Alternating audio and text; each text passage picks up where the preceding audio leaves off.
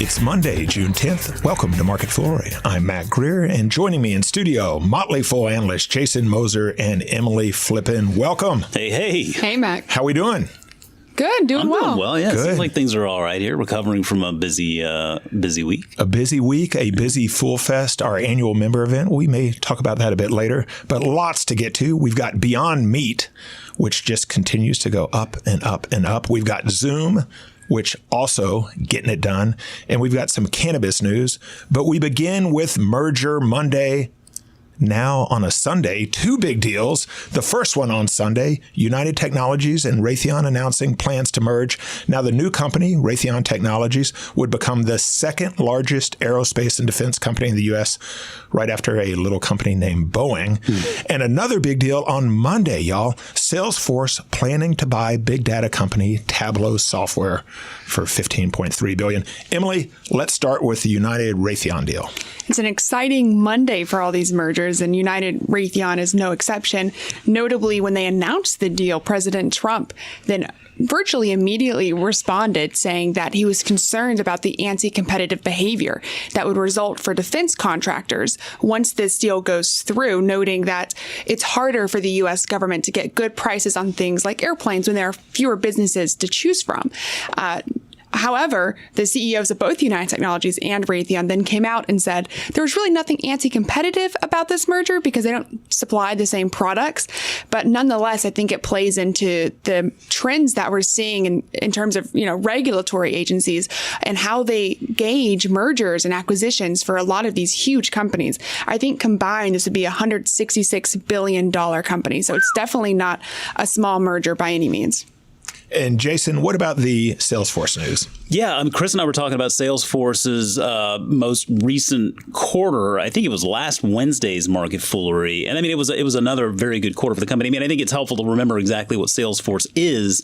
It's an online solution for customer relationship management. And so ultimately, you're giving these companies a chance for all of their departments, whether it's, marketing, sales, commerce, service, all of these departments. It gives them a shared view of your customers in one platform. And so Salesforce ultimately runs that platform with all of these different services. And it plays into this idea that we are really operating in what is becoming a very digital economy. There are estimates that by 2022, more than 60% of global GDP will be actually digitized or functioning as a digital economy. Look around the things that we're doing today. That seems fairly plausible.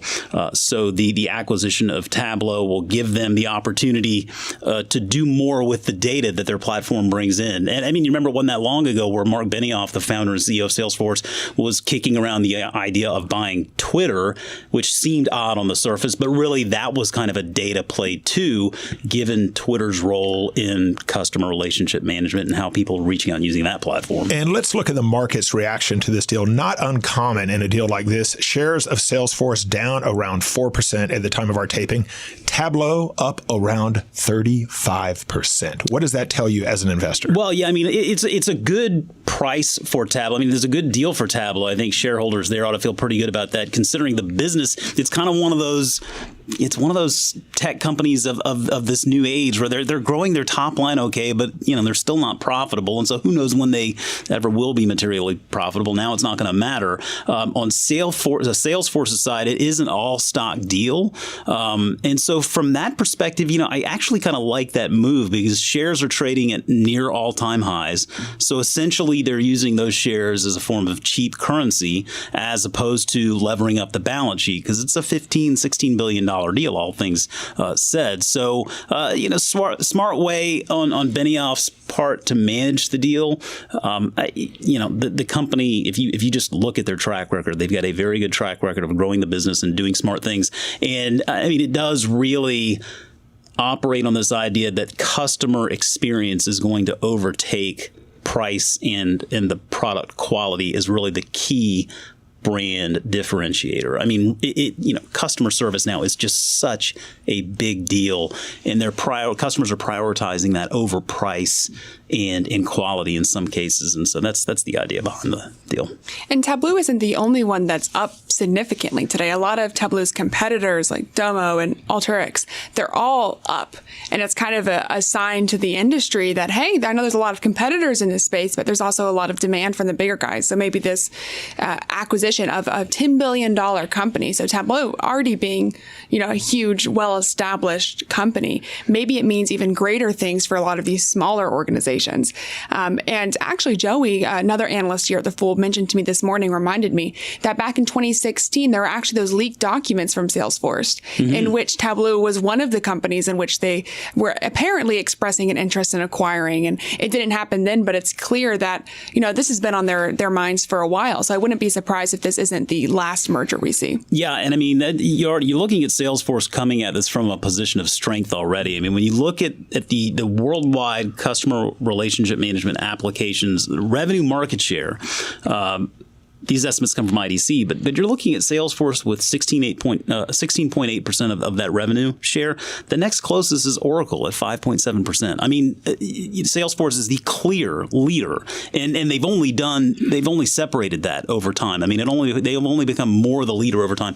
I think this does nothing but make that gap even larger. Okay, so you're telling me if I'm a Salesforce shareholder and my shares are down around 4% on this deal, I should not necessarily go out and just sell all my shares. I definitely wouldn't. I would certainly consider this as potentially an opportunity to add to a position of a leading company in its field.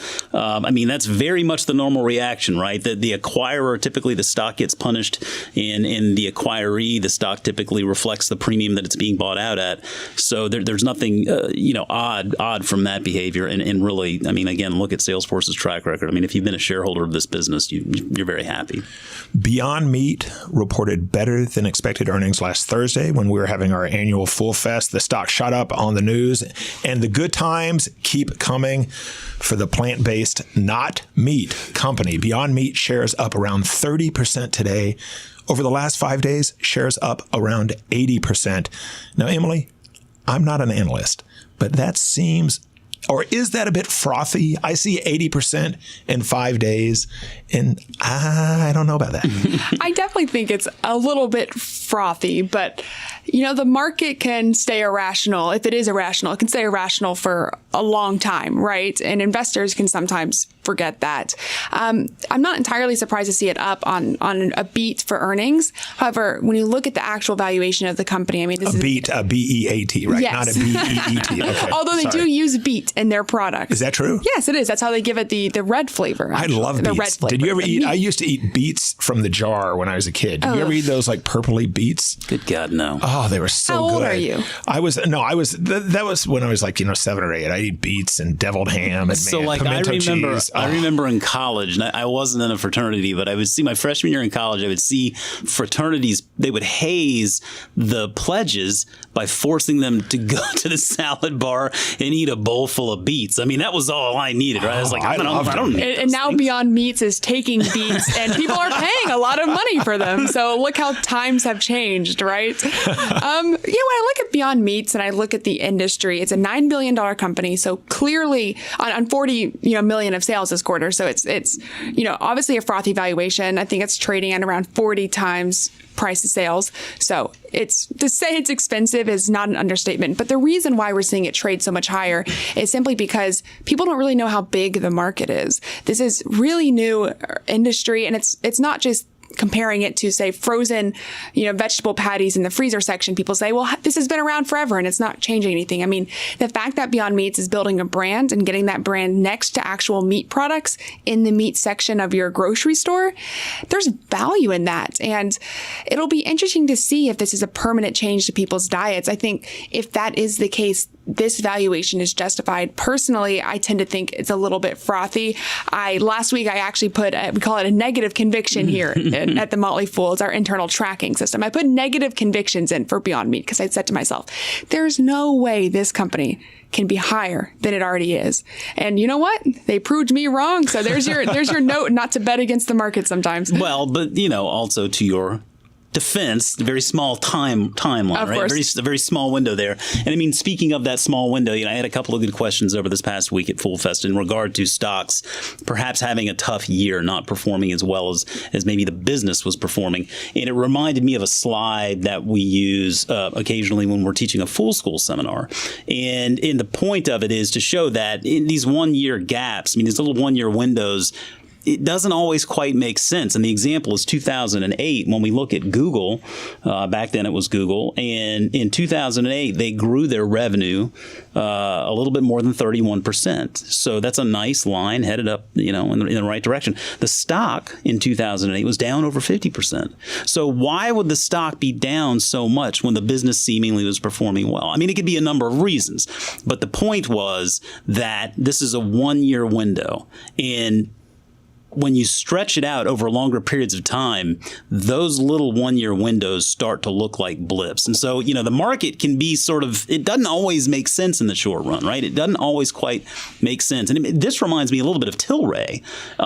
Different business, obviously, but I think the mania is still similar. And we saw Tilray early on. That was $150, $160. And we're going to talk some Tilray later. Yeah, and now it's around $40, $45. And so, I have a hard time believing this lasts forever. I do believe in the market opportunity and what Beyond Meat is doing, but sometimes you have to look at those growth expectations that the stock price is baking in and take a little bit of a dose of skepticism. So when you look at the market, when you look at the broader market, is there a company, maybe it's Beyond Meat, or is there another company that you're more excited about?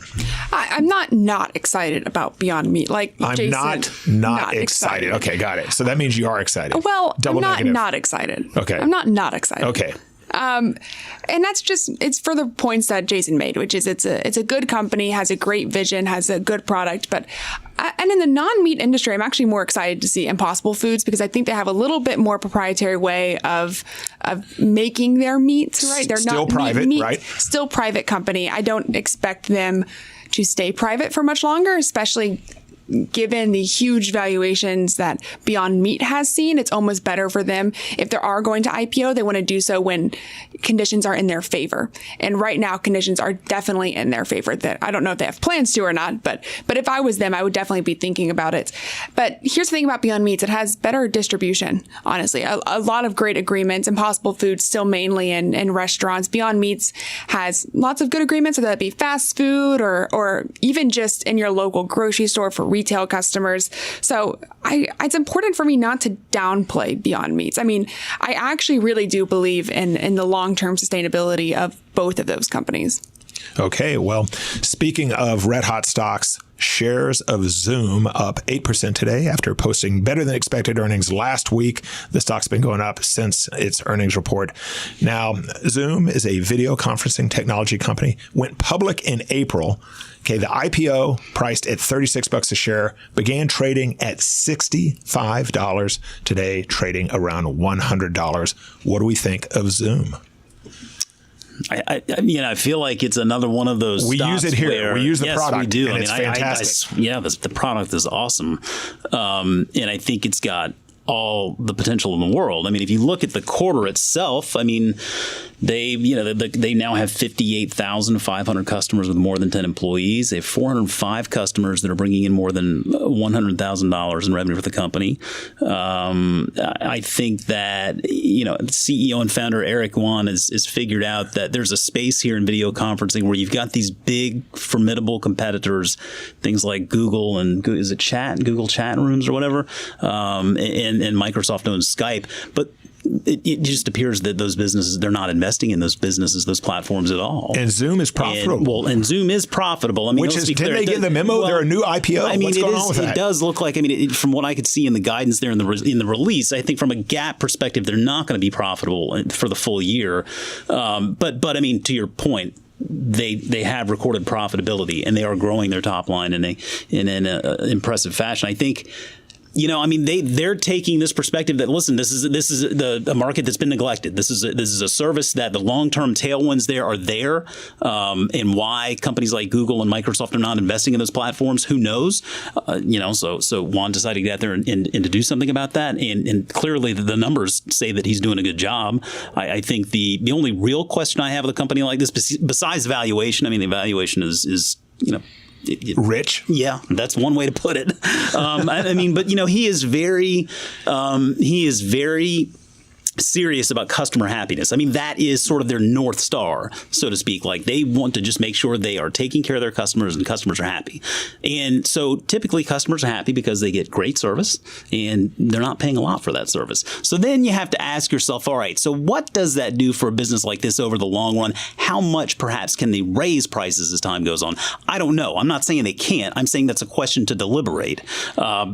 I'm bullish on the service. I'm bullish on the stock. The valuation's up there, but I don't know. What do you think, Emily?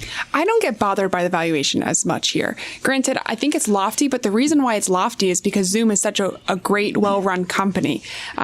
They have record customer growth. I think 6% average revenue per user growth last quarter, which is insane. They're profitable, a net dollar expansion rate of 140%, a net promoter score of 70, international exposure, steady recurring revenue, pretty inept competition, at least from my perspective. And I mean, virtually any metric you look at this company, it's good. It costs them less to get customers, and it costs them less to retain and expand relationships with those customers. And it's still a small company, so we'll see how this evolves over time. But I think the reason why the markets responded so positively to the company becoming public is just because it's a strong, good company. And I don't like to discount companies that have great leadership, a great business model, just well-run company, received well by their customers. I don't want to discount it just because I think the valuation's too frothy, because honestly, at no point is a company this well-run cheap. Yeah, well, we talk a lot about stocks and valuation. Is this, should you buy the stock even if it's rich or whatever? And I think I've said it before. I mean, when I find a business like Zoom, where to me, like, it checks all of the boxes for me. I like it from virtually every regard, except for the valuation. And when that's the case, typically I'll look at this as the perfect opportunity to buy a company in thirds, where you say, all right, take the total amount of money that you want to invest in this business. Say it's $3,000 for simplicity's sake. We split that into three parts, $1,000 each, and you buy $1,000 of shares today. Even if you feel like the stock may be overpriced, who knows? Maybe it never comes back down. We can't make any guarantees, but you buy opportunistically. If you have to keep buying on the way up, then so be it. That's okay too. But you buy that first allotment of shares, hoping that maybe you get a chance to buy some more on a dip if there's a correction or if the company runs into some problems. But I think that's one way to deal with stocks if you have a concern about the valuation, but really like the business. And I love that point, Jason, because I think it's so easy as investors to think in very binary. I either have to buy all of it right now or I can never buy it. And in fact, that's not the choice at all, right? You can buy it over time. You can dollar cost average. You can find different entry points. And then the pressure doesn't feel quite as great if you're not committing as much capital all at one moment. Yeah, I don't think I have any stock in my portfolio where I've just only bought one lot of shares. I mean, it seems like if it's a company that I like that continues to perform well, I'm not afraid to add to it. And our final story, shares of Canadian cannabis producer Tilray up big on Monday on news that its majority shareholder will gradually sell off its stake over the next 2 years. And Emily, what a stake that is. Privateer Holdings owns 75 million shares of Tilray. That's 77% of Tilray's outstanding shares. So they could have really wreaked havoc had they wanted to. And instead, over the next 2 years, they're going to gradually sell off that stake. What does it mean for investors? It's a process called a downstream merger. This is where a partially owned company, which is Tilray in this example, takes over a parent company, which is Privateer. So it's actually a really good sign for investors because it means that Privateer is so confident about Tilray's underlying business that that's what they want their business to be in the future. So Privateer actually formed Tilray and opened it up to outside investments in July 2018. So when the lockup period for Tilray, which I believe ended in January, when that period came and went and Privateer essentially did nothing, a lot of investors got scared because they're like, why is Privateer not doing anything with this company that they say is such an important and major producer for the Canadian market? So the fact that it's taken a little while, yeah, it's a little bit concerning, but this downstream merger is actually really good for Tilray's core business because it now means that all of that stake, right, is fully invested in Tilray. A downstream merger. If you want to impress your friends, if there's a lull in the conversation tonight, I don't think I've ever heard that phrase, and it's appropriate. Very rare. It's all downstream now, Mike. I like it. It's Downstream Merger Monday. It's not just Merger Monday. Monday. It's Downstream Merger Monday. It's very rare that you see a smaller subsidiary taking over a big parent company. But in this case, this is just a Canadian private equity firm that exclusively invests in cannabis. And Tilray is clearly their shooting star here. So I'm not terribly surprised, although the market does seem to be responding well to it. Okay, so now that we're on the topic of cannabis, one of our analysts, we'll call her Emily Flippen, at our most recent annual event, Fool Fest, did a breakout on cannabis. So for those who were unable to attend, and you talked about cannabis some on the main stage, what's a big takeaway? Because we hear so much about this industry. How about one thing I should know about investing in the cannabis industry? I think the big thing is, and it doesn't get said enough in the cannabis space, is you can choose how to invest in cannabis. So people either tend to think, I want to go all in and I'm excited about the industry, or people think this is horribly unethical. And it's kind of like investing in something that's making the world worse. Why would I do that? Well, depending on where you draw your line, you can invest in different places. So part of what Shannon and I talked about during our breakup is the difference between cannabis, hemp, CBD, and THC. So hemp is the plant itself that can be used for things like rope and clothing. It's actually more sustainable, more economical than cotton. Okay. So if you're interested in this space, but you feel worried about the ethics, draw your line there. Invest in companies that are producing hemp. And that was legalized late last year. Or you can invest, if you want to take it one step further, into CBD, which is the hallucinogenic part of the cannabis plant that many people believe has medicinal benefits. And the FDA actually approved the drug that uses CBD to treat things like epilepsy. So there's opportunities to invest just in CBD, which is, depending on what form it's in, also legal. Or if you want to take it one step further, you can invest in THC, which is the hallucinogenic part of the marijuana plant that many people associate with smoking it, putting it in edibles. And if you have no problem with it and you believe that all these things make the world better, you can invest in companies that work in recreational marijuana. So there's many, many different ways to get involved in the marijuana space. You don't have to immediately jump into companies like Tilray. In fact, Tilray is on our list of companies not to invest in, but you can look to other industries around it. You can look into parts within the cannabis plants and decide where you draw your line for investing. And as we wrap up, you mentioned that Tilray is on our do not invest in list. What's the headline there? Why do we say stay away? Well, you see with the marijuana industry, a lot of hype within a few companies. And there's nothing against Tilray's core business. Actually, it's a pretty strong core business. But because the hype has pushed up Tilray's stock to such extreme highs, it's extremely volatile. And so we don't think it's the best opportunities for investors to make money investing in the space. And I mentioned Fool Fest. Jason, we were both there. We had an opportunity to talk to a lot of great members. I know you did a breakout on the future of entertainment and got to talk to a lot of listeners. And a lot of people come up and mention listening to the podcast. And I've said this before, but it is an absolute privilege to do this show. And it's just wonderful to hear that there are actually people listening, like doing real things as they're listening. I mean, I think the only real crime of an event like that is, you want to talk to everyone. You want to give everybody a chance. And you just obviously just can't do that. And so it does seem like you don't have a chance to speak maybe with everyone you hope to or everyone that was hoping to speak with you. But everyone that I did speak with, I mean, everybody's so nice, had so many nice things to say about the podcast and the radio show, everything that we're doing on this front. And I mean, in my breakout, part of the entertainment industry, part of the entertainment economy is the growing podcast segment. And so it was just neat to see how many people are already enjoying that podcast segment. Neat to see people encouraging us to keep doing what we're doing and do more of it. And it's always just nice to see that what we're doing at the end of the day is helping people, because that's why we're here. Amen. I want to give a shout out to Richard and Joni Morgan, two of our longtime members and listeners. Yeah, I saw them at the reception after. Just absolutely always love seeing Richard and Joni and George. And you know who you are, all of our great members, all of our great listeners. You said how nice they are, and that's true. You think our members and specifically our listeners, are they nicer than we are?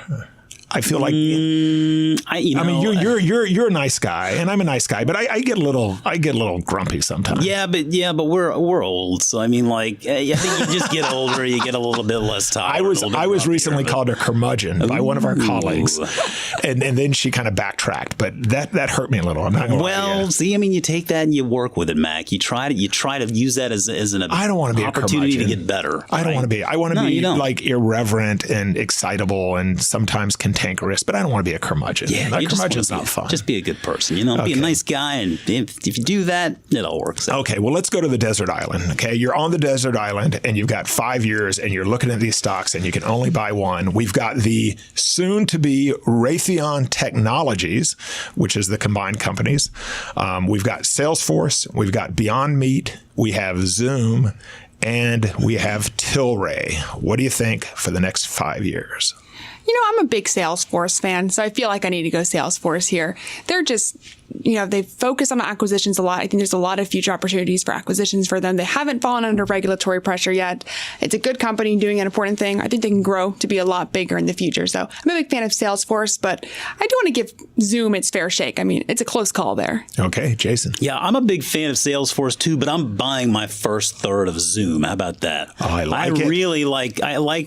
I feel like that's going to be something that can solve a lot of problems in a lot of different verticals. And it's astounding to me that all of these companies out there that have these big video communications platforms have virtually just completely neglected them. And Zoom just says, hey, you know what? We're not going to neglect you. We love you, video conferencing. We're going to make you better. We're going to make people like you a lot. And that's what's happening. You know, you're getting a somewhat teledoc type excitement in your voice when you talk about Zoom. I mean, is that fair? I mean, you know, Mac, I can neither confirm nor deny that I have an augmented reality service coming out.